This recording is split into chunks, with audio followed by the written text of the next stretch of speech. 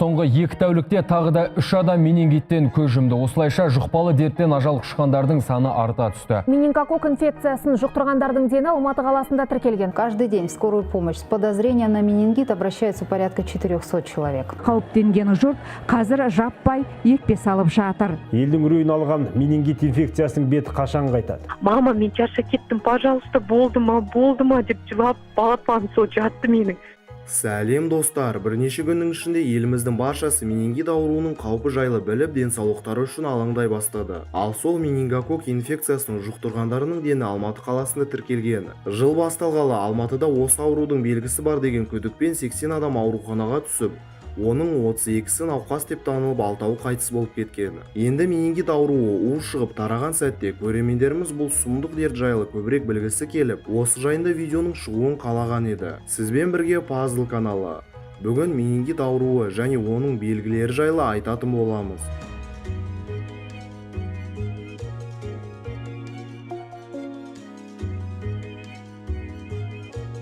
Елімізде менингит қаупі сейілмей тұр. Менингит дертінен өткен демалыстарда ғана тағы 2 адам көз жұмды. Оңайлықпен жұғып, өмірді әп-сәтте әкететін менингит елдің зәресін алды. Бұл ми ауруының алғашқы белгілері қарапайым суық тиюге немесе вирустық инфекцияға ұқсағандықтан көбі оған дер кезінде мән бермейді. Тіпті елімізде қайтыс болған адамдардың көбі менингитке шалдыққандарын өмірінің соңғы уақыттарына дейін білмеген. Ал дәрігерлер болса үй жағдайында аса жұқпалы ауру кезінде өздігінен ем жасамауға шақырады.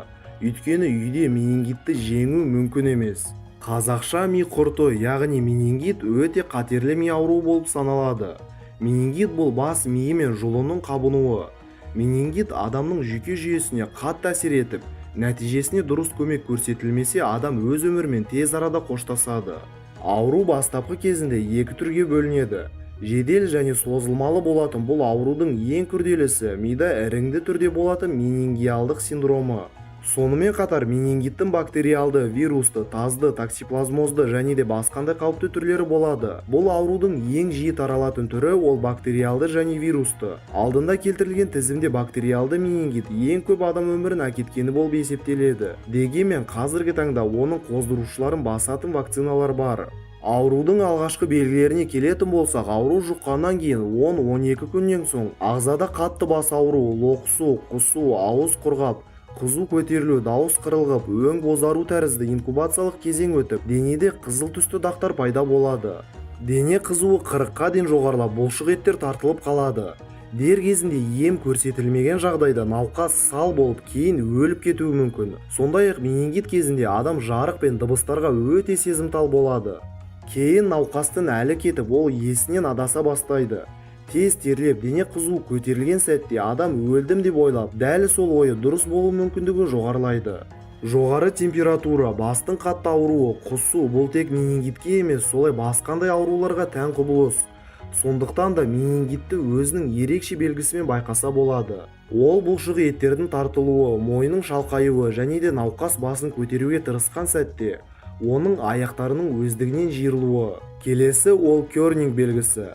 Бұл жағдайда ауру адамның жамбас буыны бүгіліп тұрса, ол тізесін бүге алмайды. Осы видеодағы белгілерді өз ағзаңызда байқасаңыз, жедел түрде ауруханаға хабарласыңыз. Өйткені менингит ешкімді күтпейді. Бұл жағдайда шыны керек, әр минут санаулы болады. Еш қорықпай жедел жәрдемді шақырып ауруды дер кезінде емдеңіз. Ал егер ауру сізді шетпен өтсе, онда менингитті алдын алу жолдарын жаттап алыңыз. Ең бірінші науқаспен байланысты шектеу. Келесі қолды сабынмен дұрыстап тұрып жуу. Үшінші адам көп жерлерге шықпауға тырысу. Төртінші қауіпті аудандарға бармау. Бесінші ашық су қоймаларында суға түспеу. Және соңғысы масканы тағып жүру. Менингит ауруы тек Алматыда емес, солай Астанада және еліміздің бірнеше қалаларында жүріп жатыр. Дәрігерлер мен мамандардың айтуынша, бұл таралып жатқан ауру эпидемиядан гөрі маусымдық ауруға ұқсайды. Не болса да сақтықта қорлық жоқ демекші, абай болып менингит атты жұқпалы ми ауруына шалдығып қалмаңыз. Ол үшін әрине барлық қауіпсіздік ережелерін сақтап, осы видеоның таралуына көмек етіп жіберіңіз. Бейнероликке лайк басып, поделиться батырмасын басып, ВКонтакте, Facebook, WhatsAppтағы достар мен туыстарыңызға таратып жіберіңіз. Себебі видеодағы келтірілген мәліметтер әр адамға өмірінде керек болып қалуы мүмкін.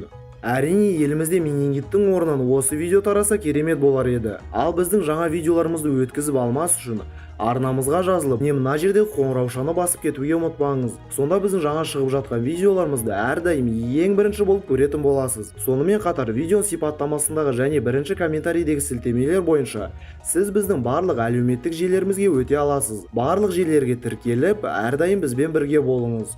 Бүгінге осы. Пазлға жазыл.